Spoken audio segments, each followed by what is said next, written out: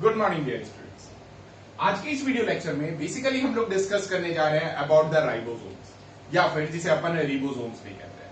हालांकि जो हम लोगों ने लास्ट वीडियो में पढ़ा जिसे अपन प्लास्टिड कहते हैं, जिसमें हम लोगों ने A to Z सारे टर्म्स को देखा कि प्लास्टिड होता क्या है और प्लास्टिड के साथ में किस किस टाइप के ऑर्गेनल्स को या फिर कह सकते हैं टाइप ऑफ प्लास्टिड, जैसे कि क्रोमोप्लास्ट कलरिंग सब्सटेंस के लिए ज़ेंथोफिल कैरोटीन, उसके बाद है क्लोरोप्लास्ट जो मोस्ट इंपॉर्टेंट रोल प्ले करता है किस चीज पर, दैट इज कह सकते हैं फोटोसिंथेसिस वगैरह के लिए। और नेक्स्ट था दैट इज बहुत सारे स्टोरिंग रीजन के लिए, दैट इज जिस चीज का नाम अपन देते थे एमाइलोप्लास्ट, एल्यूरोप्लास्ट एंड इलायोप्लास्ट। इस टाइप में जितने भी थे बहुत ही ज्यादा स्टोरिंग कैपेसिटी के बारे में बताया गया कि किस टाइप में कैसे करके वो स्टोर किए, कौन कौन सब्सटेंस स्टोर किए। स्टूडेंट्स, इस वीडियो में हम लोग राइबोसोम्स का इंपॉर्टेंट स्ट्रक्चर्स देखेंगे और राइबोसोम्स को ये भी डिफाइन करते हुए देखेंगे कि आखिर राइबोसोम्स जो हम लोगों ने प्रीवियस क्लास में देखते देखते कहा कि राइबोसोम्स प्रोटीन सिंथेसिस में, राइबोसोम्स प्रोटीन सिंथेसिस में,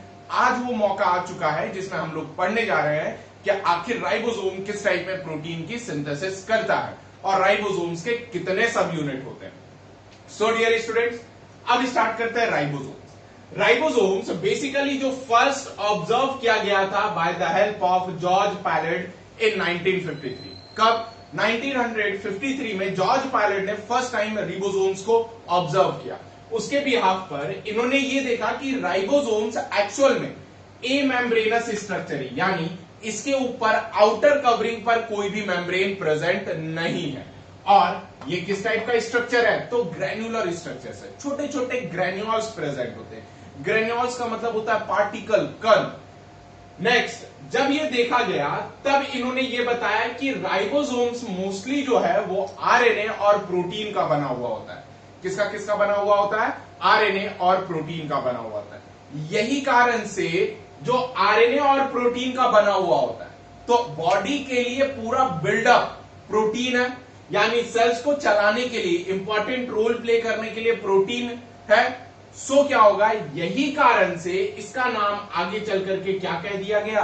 एंजिन ऑफ सेल कहा गया। देखिए बेटा, एंजिन ऑफ सेल से बेसिकली बहुत कंट्रोवर्शियल पॉइंट है। कुछ का यह मानना है कि एंजिन ऑफ सेल्स जो है वो आपका राइबोसोम्स ना होकर के क्लोरोप्लास्ट है। क्यों? क्योंकि वो एनर्जी प्रोड्यूस करता है, जबकि प्रोटीन भी बॉडी के इंपॉर्टेंट मेटाबॉलिज्म के लिए इंपॉर्टेंट रोल प्ले करता है। यही कारण है कि रिबोसोम्स को अपन एंजिन ऑफ सेल्स कहते हैं। लेकिन याद रखिएगा ये कंट्रोवर्शियल पॉइंट है।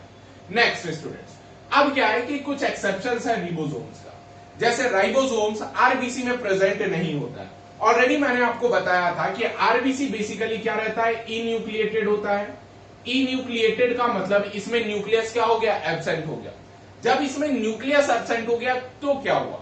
अब जब मैच्योर, देखो अब कहोगे कि सर बिना न्यूक्लियस के बंदा कैसे चल पाएगा? बिल्कुल बात सही बोल रहे हो आप कि बिना न्यूक्लियस का चल नहीं पाएगा।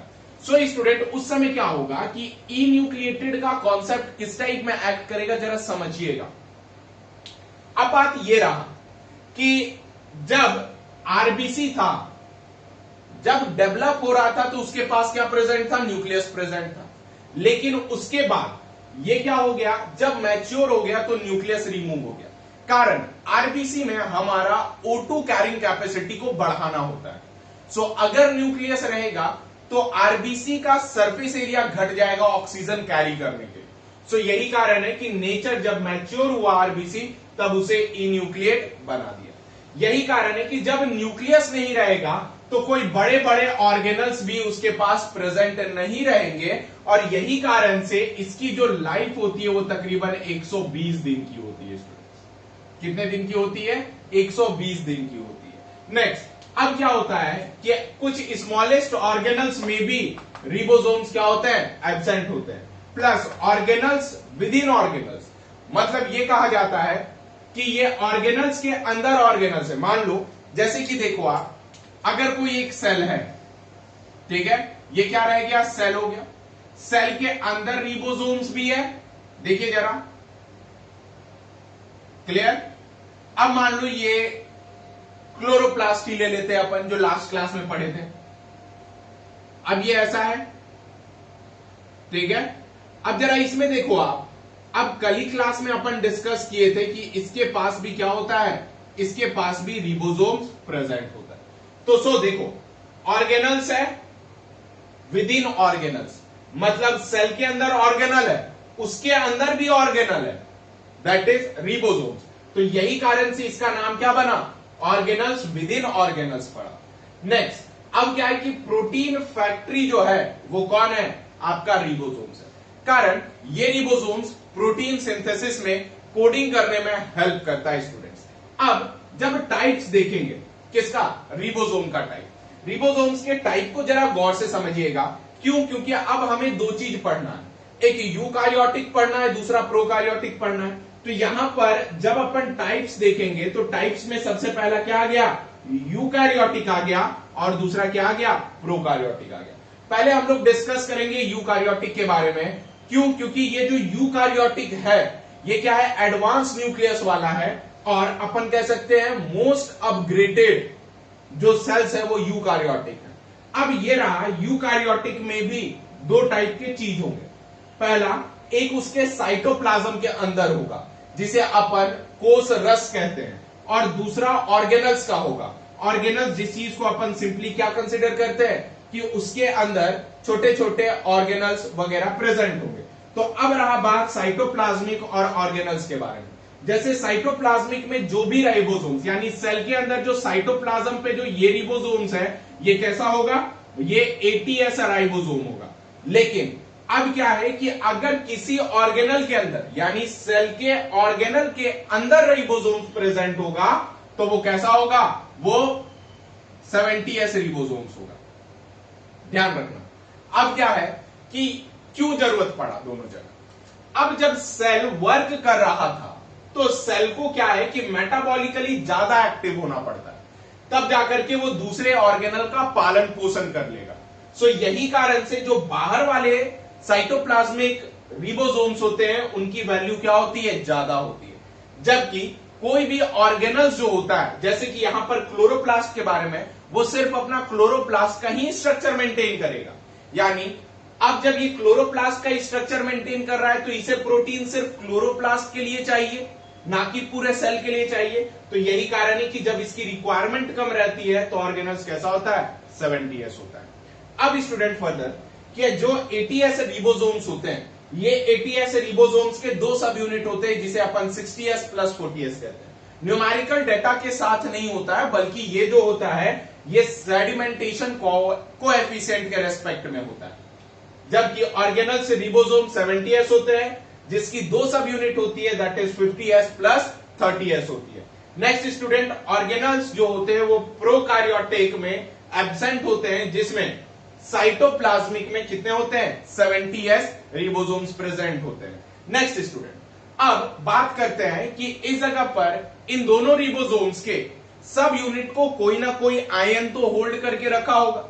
ये आयन कौन होगा, जो दो आयन आपस में होल्ड करके रखा हुआ होगा वो एक्चुअल में होता है मैग्नीशियम आयन। अब क्या है, मैग्नीशियम आयन में दो यूनिट होते हैं, जैसे कि अब रिबोसोम्स के दो यूनिट हो गए, ऐसे और ऐसे। एक लार्जर सब यूनिट होता है, जैसे वैल्यू देखो आप, एक लार्जर होगा दूसरा स्मॉलर होगा, ये भी लार्जर है और स्मॉलर है। सेम चीज क्या होगा डियर स्टूडेंट्स की जो लार्जर यूनिट है वो स्मॉल यूनिट को बाइंड करेगा। सो बाइंड कैसे करेगा, क्या आपस में घूम रहे हैं, कपलिंग करना है तो आकर के बैठ गए, बिल्कुल नहीं, ऐसा बिल्कुल नहीं है। मैकेनिज्म है इसके पीछे। जब सेल के अंदर मैग्नीशियम आयन का कंसंट्रेशन बढ़ना शुरू होगा तब जाकर के सेल ऑटोमेटिक समझ क्या जाएगा, दैट इज जिस चीज को अपन सिंपली कंसिडर करते हैं, एग्जाम्पल समझ लो, सिंपली क्या कंसिडर करते हैं कि जब आया, आने के बाद ये ऑटोमेटिक बैठा, क्या किया, ऑटोमेटिक ये सेट किया। सेट करने के बाद मतलब मैग्नीशियम आयन जब सराउंडिंग में कंसंट्रेशन इंक्रीज हो गया तब अल्टीमेटली क्या रहा कि ये दोनों आपस में आकर के बैठ गए।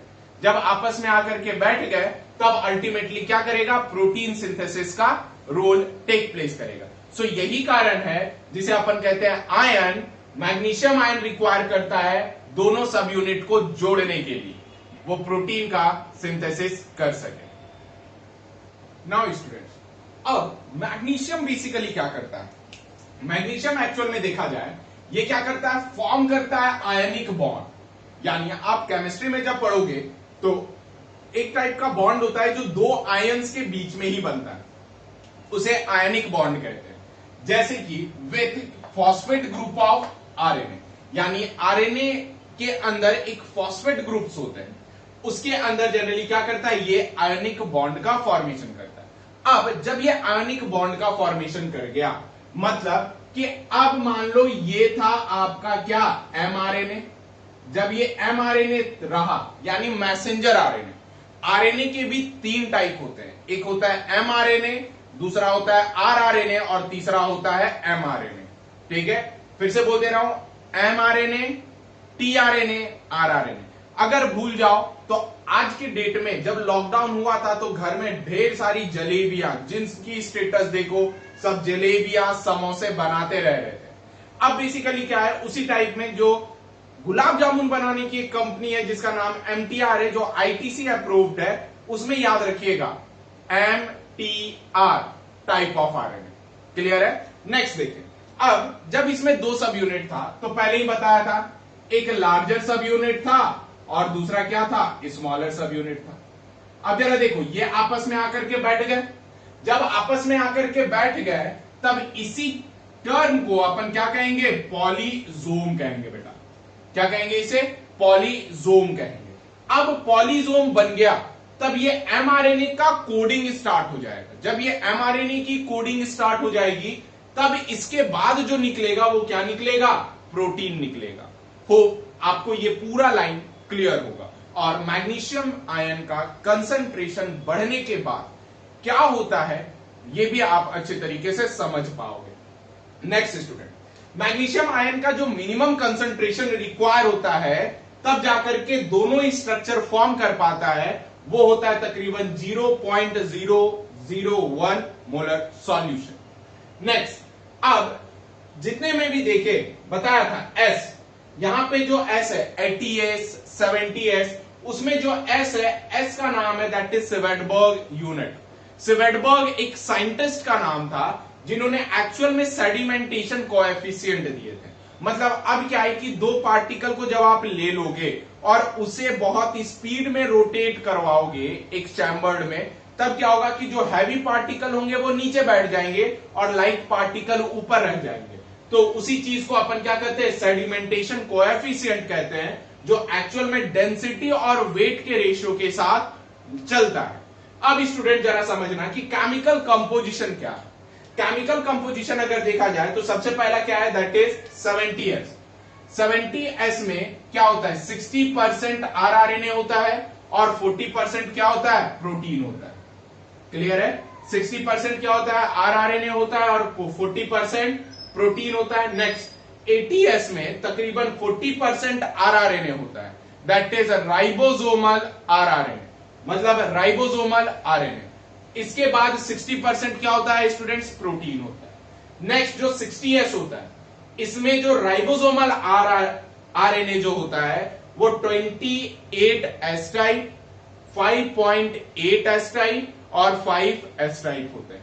नेक्स्ट स्टूडेंट, जो 40S होता है आरआरएनए और 18S type of rRNA present होता है 40S में, जबकि 50S में आरआरएनए का टाइप 23 और 5S टाइप होते हैं। जबकि 30S में, किसमें, 30S में अगर देखा जाए तो जनरली क्या रहता है कि आरआरएनए का जो टाइप है वो किस टाइप में रहता है, तो 16S type of rRNA present होता है। सो स्टूडेंट, ये तो रहे केमिकल कंपोजिशन, और केमिकल कंपोजिशन किसका, दैट इज सब unit of 80S and 70S rRNA, जो आपको एग्जाम में बहुत ही बेहतरीन तरीके से काम में आएगा। प्लस एक बात और याद रखिएगा स्टूडेंट्स कि ये जो है क्लास 12 का चैप्टर नंबर 6 के लिए मोस्ट इंपॉर्टेंट है। सो आप अभी से इसे याद कर लीजिए ताकि क्लास 12 में जब हम लोग रहे तब हमें बहुत आसान और बहुत बेहतरीन तरीके से हम अच्छे अच्छे टॉपिक को डील कर पाए।